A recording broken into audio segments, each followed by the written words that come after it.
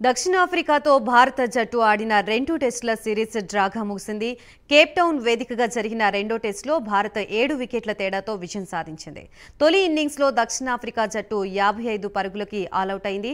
Team India 153 పరుగులు చేసింది. రెండో ఇన్నింగ్స్లో సఫారీల్ని టీమిండియా 176 పరుగులకే ఆలౌట్ చేసింది.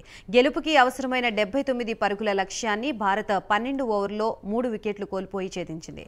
యశస్వి జైస్వాల్ 28, రోహిత్ శర్మ 17, విరాట్ కోహ్లీ 12, శుభ్మన్ గిల్ 10, శ్రేయస్ అయ్యర్ 4 పరుగులు చేశారు. సౌత్ ఆఫ్రికా బౌలర్లో Rabada, Nandre Burger, Marco Jansen ఒక్కో వికెట్ పడగొట్టారు.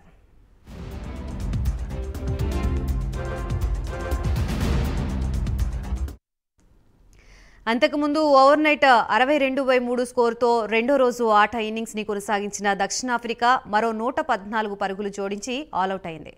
మార్క్రమ్ 106 సెంచరీ చేశాడు.